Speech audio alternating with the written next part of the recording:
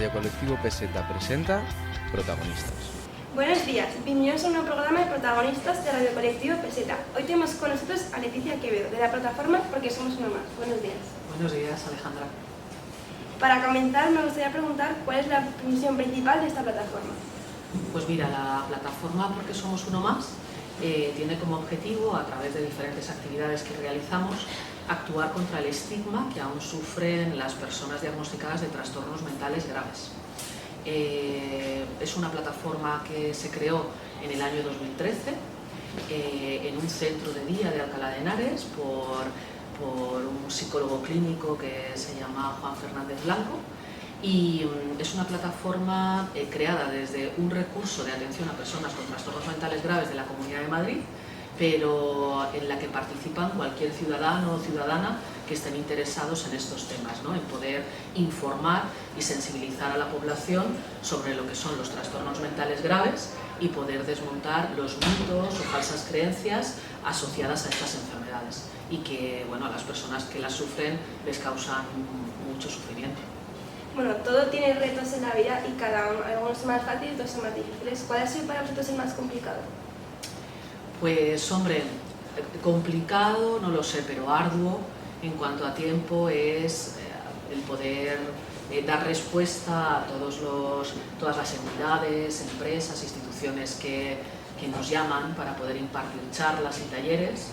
Son muchas horas de dedicación y la verdad que lo hacemos con mucho gusto porque somos personas muy implicadas en este ámbito de la salud mental. Y difícil, pues hombre, es difícil cuando aparecen en las noticias o a lo mejor en las series de televisión cuestiones que causan, como te decía antes, mucho sufrimiento, ¿no? Cuando relacionan la enfermedad mental grave con violencia, agresividad, incontrolabilidad, ¿no? Cuando, por ejemplo, en una noticia de televisión o de radio se dice que alguien ha cometido un acto, un asesinato, ¿no? Y eso se relaciona con la enfermedad mental grave, pues hombre, eso sí que es un reto difícil, ¿no? El poder explicar, ¿no? A cuantas más personas mejor, el que no hay una relación directa entre los actos de violencia y la enfermedad mental grave. De hecho, hay estudios, ¿no? La literatura científica lo que nos dice es que normalmente las personas que sufren estas enfermedades son las personas más vulnerables, suelen ser las personas que son más víctimas de los actos violentos o de las conductas inadecuadas de aprovechamiento, de engaño de población general, ¿no? Lo que dicen los estudios es que las personas que no tenemos un diagnóstico de enfermedad mental grave, con diferencia, podemos cometer muchas más conductas violentas que la población que sí que tiene trastornos como estos. Y ahora centrándonos un poquito más en los problemas de salud mental, ¿cuáles son los más comunes con los que tratáis? Pues mira, nosotros sobre todo tratamos con personas que tienen un diagnóstico de esquizofrenia o de psicosis.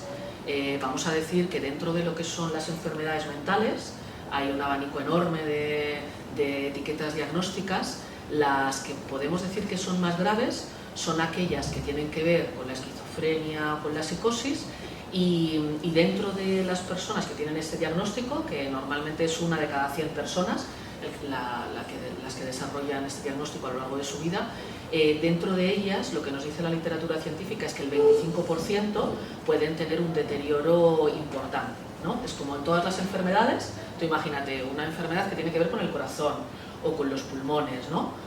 Pues dentro de lo que son todo el abanico de enfermedades que pueden alterar un órgano, las hay leves, las hay moderadas y las hay muy graves. Pues en la enfermedad mental igual, ¿no? En la esquizofrenia hay personas que se pueden llegar a recuperar totalmente y hacer una vida absolutamente normal como cualquiera de nosotros. Eso dice la literatura científica, que es como un 25% de las personas que tienen este diagnóstico. Luego hay otro 25% de personas donde la enfermedad afecta más gravemente, sobre todo a su funcionamiento psicosocial, y ese sería otro 25%, vamos a decir que tienen un pronóstico más grave. Y luego hay un 50% de personas que, dependiendo de los tratamientos a los que accedan, pues pueden tener un mejor pronóstico o un peor pronóstico.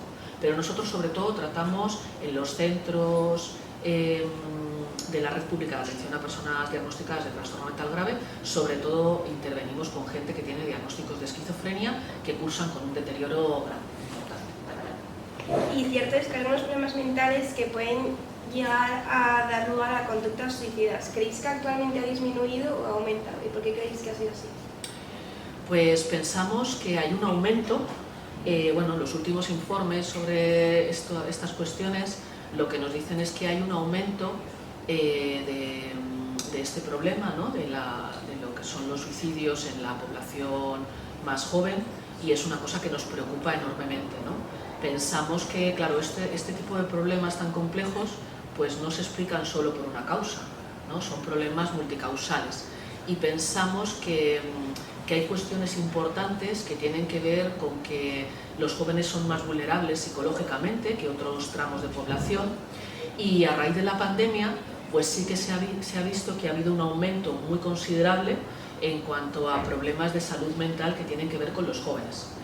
También pensamos que esta sociedad en la que vivimos en los últimos años está haciendo a los jóvenes más vulnerables, y en gran parte esto también tiene que ver no solamente con el consumo de tóxicos, que vulnerabiliza mucho a la gente en general y a los jóvenes en particular, sino también con el uso abusivo de redes sociales, con la soledad que este uso abusivo de redes sociales provoca, y también pues bueno, vamos a decir que los jóvenes tienen en general, vamos a decir, ¿no? tienen menos tolerancia a la frustración, porque en general podemos decir que les sobreprotegemos en exceso, y eso a medio y a largo plazo pues es un obstáculo muy grande para que ellos puedan enfrentarse a los problemas de la vida, ¿no? y poder salir adelante.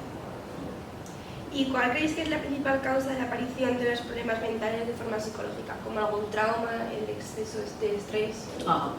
Pues mira, en general hay una hipótesis, ¿no? Es la hipótesis, se llama la hipótesis de la vulnerabilidad, de dos autores que la formularon, que se llaman Zumin y Spring.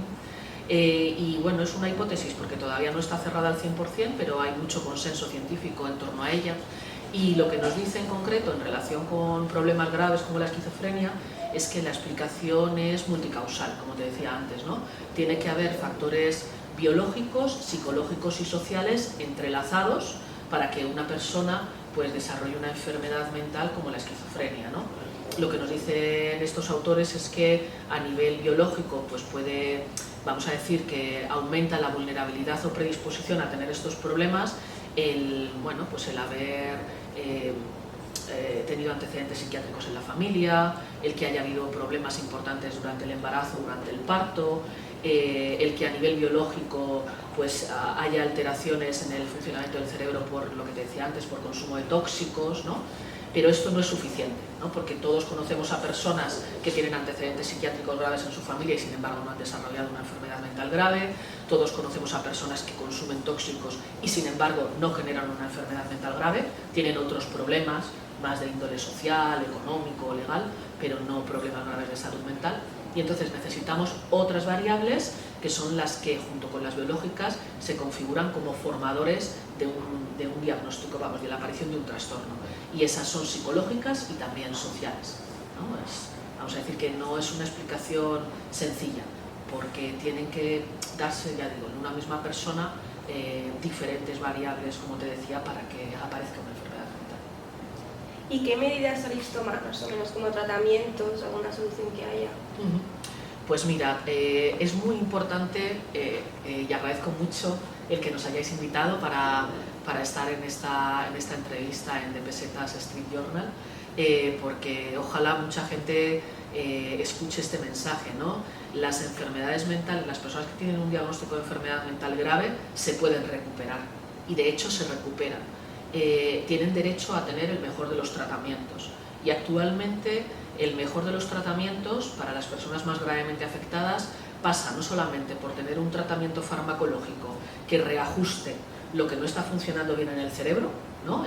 Hay una serie de neurotransmisores químicos, sabes que las neuronas del cerebro se comunican entre sí a través de sustancias químicas que son los neurotransmisores y también a través de impulsos eléctricos. Pues parece ser que algunos síntomas que tienen las personas con esquizofrenia tienen que ver con alteración en estos neurotransmisores. Entonces necesitan tratamiento farmacológico para que eso se pueda reajustar, ¿verdad? Como en cualquier otro trastorno. Y luego, como estas enfermedades lo que hacen es que a las personas vamos a decir, les merman las competencias para funcionar en la vida, les quitan esas competencias para poder estudiar, trabajar, relacionarse con los demás, etc., pues necesitan pasar por procesos de rehabilitación psicosocial a medio y largo plazo, donde diferentes profesionales, psicólogos, trabajadores sociales, terapeutas ocupacionales, integradores sociales, TAILS, preparadores laborales, etc., puedan ayudarles a recuperar esas competencias que la enfermedad les ha quitado y que son muy necesarias para tener una vida normalizada e integrada como el resto de las personas en la sociedad. Y centrarnos un poquito más en la parte emocional, ¿cuál es la parte más dura de vuestro trabajo? Pues bueno, nuestro trabajo es muy satisfactorio, vamos a empezar por ahí, porque cuando tú ves que una persona que tiene un problema muy grave, que a lo mejor está aislada en su casa desde hace años, sin contacto con los demás, cuando ha abandonado los estudios o el trabajo a consecuencia de la enfermedad, empieza a recuperarse, y también su familia, ¿no? Porque también trabajamos mucho con las familias para que puedan entender estos trastornos y sepan cómo ayudar mejor a sus familiares, pues esa parte es muy bonita, ¿no? La de ver que la gente retoma el pulso de la vida y que pueden estar integrados y trabajando, estudiando como cualquiera de nosotros, ¿no?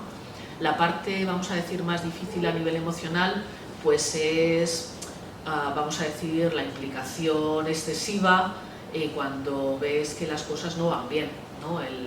Pues hay que cuidarse un poco también, ¿no? Y tener estrategias para poder gestionar la frustración o el sufrimiento de intentar que las personas mejoren y que a veces pues no es posible, ¿no? Por diferentes circunstancias. En eso los profesionales que nos dedicamos a la salud mental nos tenemos que cuidar tanto de la sobrecarga laboral como de no dejarnos arrastrar por vamos a decir, porque el pronóstico no esté siendo todo lo bueno que esperamos. Sí, eso sería. Y ya para cerrar la entrevista, ¿qué consejo le daríais a la gente que tiene, ya sean familiares, amigos, gente con este tipo de trastornos, para hacer su vida más fácil y llevadera? Pues mira, yo lo primero que diría es que existen recursos públicos en la Comunidad de Madrid. Hay una red pública de atención a personas con este tipo de trastornos a la que pueden acceder a través del Servicio de Salud Mental.